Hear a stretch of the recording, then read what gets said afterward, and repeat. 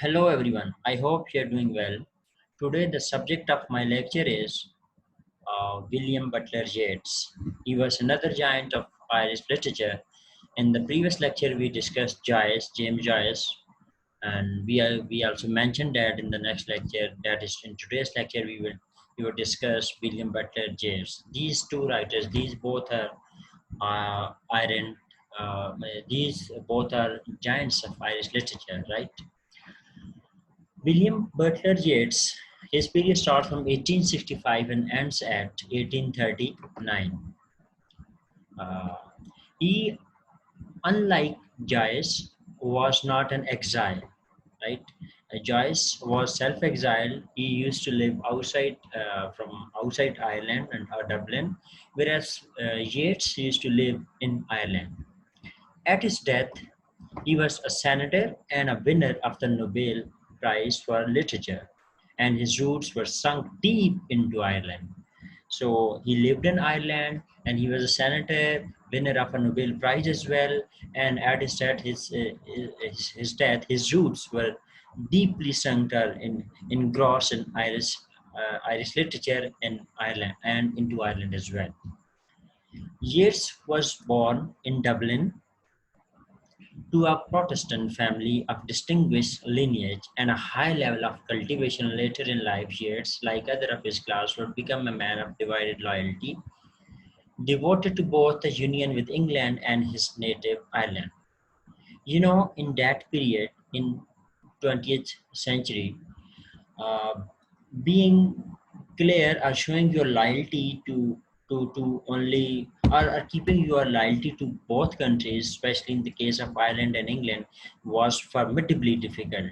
And it is the same with Yeats as well. But he was such a man or such a writer who was able to maintain this divided loyalty. That is, he was devoted to both the union with England and his native homeland, that is Ireland. You can say that he was in favor of both. The union with England, that is, he wanted Ireland to be united with England, and also he was in love with his own native island or native his motherland, that's Ireland as well. So, and another thing is that he was born in a Protestant family of a distinguished lineage, uh, and that was a kind of very distinguished family, right? And a high level of cultivation.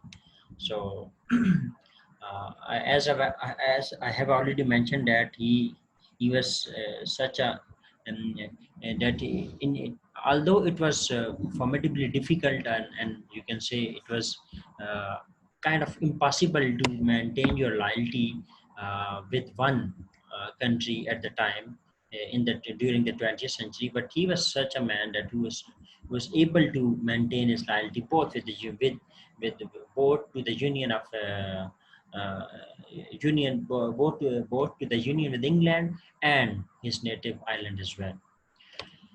Another point is that Yeats' childhood and young manhood were passed in London and Dublin. He knew from the start that he was to be a poet. So this is another point, another quality of the writer, that his child and manhood were passed in London and Dublin as well. Of course, at that time, Ireland was under the control of England, right? You should know this thing as well. Many of you might know this thing as already. So he knew from the very start that he was going to be a poet one day. So his early poetry was post-romantic in character, with Shelley as a strong influence. So in during his childhood or manhood, he was kind of inspired and influenced by Shelley, and his poetry was also post-romantic in character, right? The early poetry was also strongly influenced by the pre-Raphaelites and the Decadents. These were the movements which we have already discussed, during the Victorian era. So you can say that during his early poetry, he was also influenced by these two movements as well, or the writers of the uh, Decadents or the pre-Raphaelite movement as well. Yeats' poetry at this stage had a tinge of what is called Celtic twilight. It is a dreamlike quality, a sense of the narcotic. So at this stage, his poetry was, you can say, like this. his poetry had this dreamlike quality, right? Kind of a sense of the narcotic. The island this early poetry celebrates its mystical, prehistoric and elemental, anything but political. So his early poetry was a mixture of anything. Was, you can say, uh, uh, was a combination of anything, right? Was a substance of anything, like mystical, prehistoric, elemental, anything but political. So there is no kind of political thing in his early poetry, but it is not this. It will not be the case in his later poetry as well, right? He will be a different person, 180-degree different person in his later poetry or in his later writing as well. Because of so many things, of course, we will discuss those incidents in the lecture, in today's lecture. Third point. One of Yeats' most famous lyrics, The Lake Isle of Innisfree, serves as an example of his early work. The poem, inspired by Thoreau's Walden, seemed to waver between engagement and disengagement. Is the poet trying to go somewhere, or is he trying to get away from everywhere? So, this very famous poem of the writer of Yeats, that is The Lake Isle of Innisfree. So it is kind of it serves the best example of his early work, right, in which he wavers between engagement and disengagement. So let us have a look at the lyrics of this famous work of the writer. So here are the lines, here are the lyrics of the poem. You will also read this poem in your poetry course. uh, the lines are: I will arise and go now, and go to industry, and a small cabin built there of clay and waters made. 9 windows will I have there, a hive for the honeybee, and live alone in the bee loud glade. And I shall have some peace there, for peace comes dropping slow, dropping from the vales of the morning to where the cricket sings.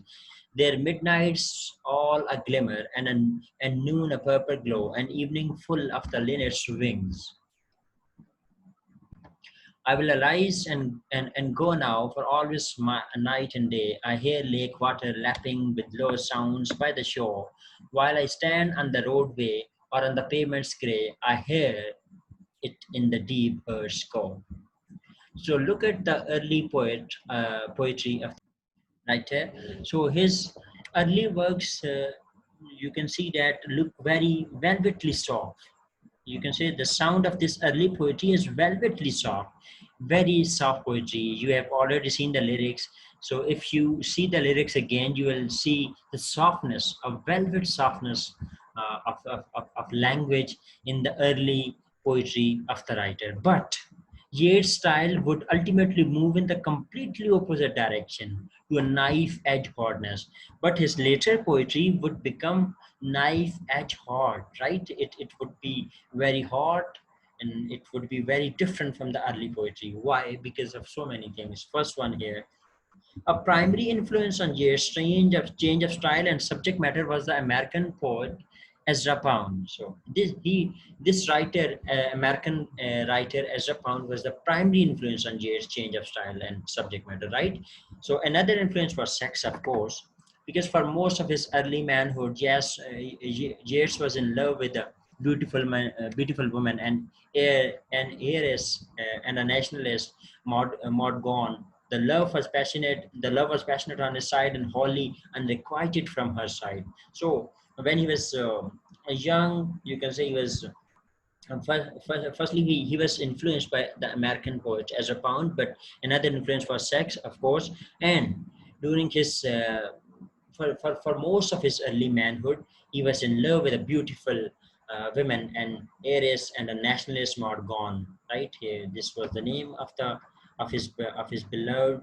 So the love was, you can say, was one-sided, because he wanted to marry her, and he also tried his luck with her daughter as well, but he failed to get married with her and her daughter as well. So these things changed his style. These things changed his subject matter as well. In the early period of his life, his language was velvetly soft, velvety soft, you can say, but in the later period, it became very hot. We have discussed the reasons here in C point. Until he was in his 50s, Yeats was largely celibate. He subsequently married, but not to Maud Gonne. So until his 50s, he was celibate. He was single. He didn't get married. He didn't indulge himself in different sexual relationship. Right, especially the marriage. The marriage tradition, right? He couldn't get married until his 50s. So subsequently, he married, but not his beloved Maud Gonne, right? He was 51 when his proposal was accepted by the 24-year-old Georgie Hadleys. So he got married to a 24-year-old girl, Georgie Hadleys, right? When he was 51. Pound came into Yeats' life as a mentor in London in 1930 until 1916. The two men were constantly in each other's company. So this, as a Pound was came into Yeats' life and also influenced Yeats' life as a mentor in London in 1930, right? And until 1916, these two men were very close to each other, and they were constantly in each other's company. Pound's influence drastically revised Yeats' view of Ireland, which survival from romantic to anti-romantic. So, this American writer Ezra Pound drastically changed Yeats' view of Ireland. Right, at the early year of his life, in the early years of his life, he was kind of romantic, and then now in the latest years, when after meeting Ezra Pound, he turned anti-romantic. Right, this shift was aggressively proclaimed in the poem September 1913 with its refrain, Romantic Islands is gone and it is with O'Leary in the grave. So this shift from romanticism to anti-romanticism, from romantic to anti-romantic poetry, this is aggressively proclaimed. This has been aggressively highlighted and foregrounded in the poem named or entitled as September 1913. This is the name of the poem in which he proclaimed with his refrain that romantic islands is dead and gone. It is with O'Leary in the grave. So this is a shift which is clearly mentioned in this work of the writer. After 1916, Yeats became a political poet, absorbing a maelstrom of national and global issues into his poetry.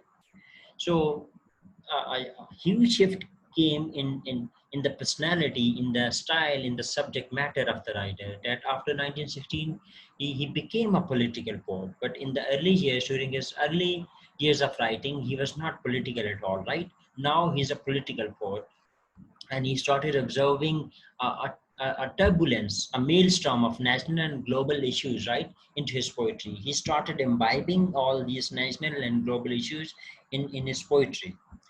The times, of course, were turbulent, no doubt. The time was tumultuous, turbulent, chaotic because of World War One, because of Easter uprising, etc. The nations of Europe were engaged in World War One. This is why the time was tumultuous and turbulent. While Ireland experienced the Easter uprising in Dublin in 1916. So when the nations of the Europe, that is France, Germany, you can say England, Austria, Hungary, and so many other nations were engaged in World War One. So Ireland wanted to utilize this opportunity to their own advantage, right? To her own advantage, I must say.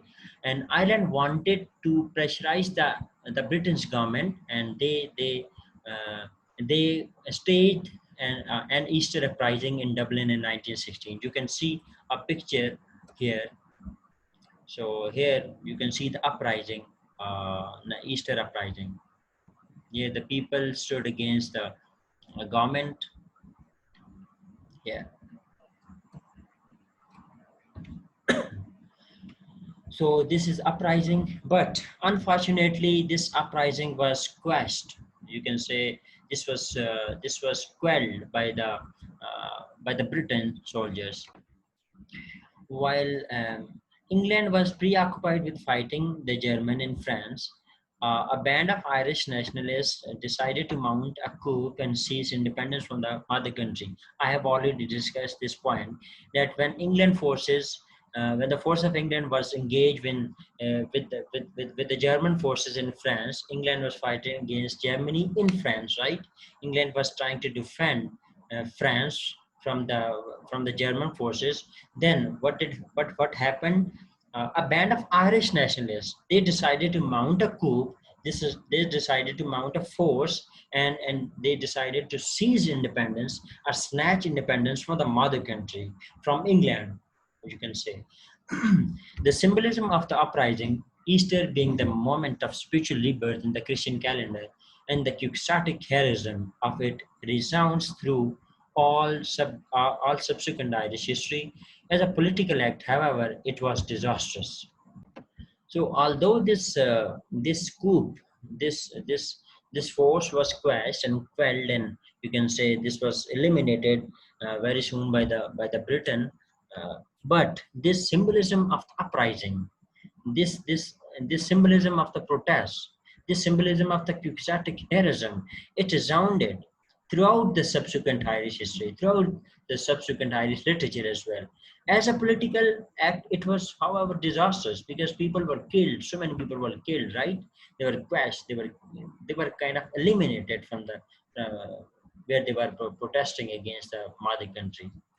But in the long term, it was useful in a way that it resounds, you can say, throughout the history. And there was no stoppage to this struggle for independence from this point onward.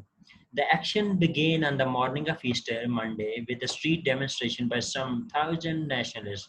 The British garrison moved quickly and with heavier armament and more skilled men to crush the rebels. So I have already discussed this point that almost 100,000, almost 1,000 nationalists were there to stage a protest, and they kind of staged a sit-in and a protest as well. They were known as rebels according to England, according to the British dictionary, and they wanted freedom from their motherland.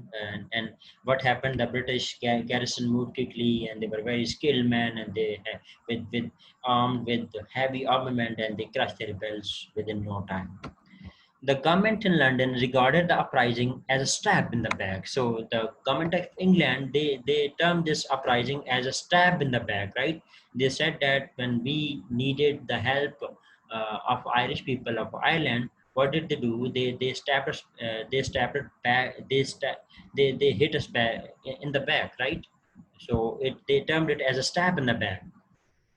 And martial law was declared in Dublin, and the leaders were tried and sentenced to death in secret. Their death was publicly announced only after their execution. So what happened then? You can say a series of persecution started, injustice started, martial law was declared in Dublin, leaders were tried, they were sentenced, they were captured, they were put to death as well, and in secret even. And their deaths were publicly announced only when they were executed, when they were already dead. Militarily, the operation was a success for the English, but the huge number of civilian casualties, the wanton destruction of some of the most beautiful parts of the city, and the ruthlessness of the punishment did the rebels had themselves been unable to do. The Irish independence movement was hereafter unstoppable. So what happens? This military operation was, according to Britain, it was successful, but you can say that so many civilian casualties happened, so many civilian people died, and the destruction, wanted destruction of the most beautiful parts of the city also happened. Ruthlessness of punishment was inflicted on rebels. So, and but the thing which happened is the Irish independence movement was hereafter unstoppable. Before that, it was stoppable. It was kind of limited, but hereafter, after bearing up so many casualties, so the movement for independence was unstoppable. Yeats' poetic meditation on the events, Easter 1916, is powerfully moving. So Yeats writes, you can say, the beautiful line on this uprising in his poem Easter 1916. So let me show you those lines.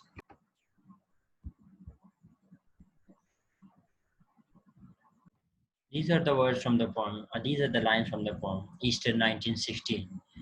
I have met them at the close of the day, coming with vivid faces. Vivid faces, he is talking about the rebels here. From counter a desk among grey, 18th century houses, I have paused with a nod of the head, or polite, meaningless words, or have lingered a while and said polite, meaningless words and thought before I had done of a mocking tale or jibe to please a companion around the fire at the club, being certain that they and I but lived where motley is worn, all changed, changed utterly, a terrible beauty is born. So these were the lines from the poem Easter 1916. So here, Yeats, this is Yeats' poetic meditation on the events of Easter that happened in 1916, right? Easter uprising that happened in Dublin in 1916. So these events are powerfully, uh, they are riveting. You can say they captured your thoughts here, and it is powerfully moving. Earlier, as an intellectual and an artist, he had himself above politics and might have considered the rebels fools, but he now realizes that they are heroes. So earlier in his life, he might have considered these rebels fools, right? The rebels who were protesting there for the sake of their independence. But in the earlier years of his life, he might have considered them fools, but now he realizes that they are heroes. The poem was completed in September 1916 while the events were still fresh. This poem was, of course, completed in 1916, but the events of that Easter uprising in Dublin that happened in 1916, those were still fresh. It concludes with words that should be inscribed in every assembly of lawgivers on the face of the earth. So it concludes with such words that these words should be inscribed in every assembly of lawgivers on the face of earth. So these are the words. Too long a sacrifice can make a stone of the herd. Oh, when may it suffice? These are the very, very emotional words written by the poet. All change utterly. A terrible beauty is born.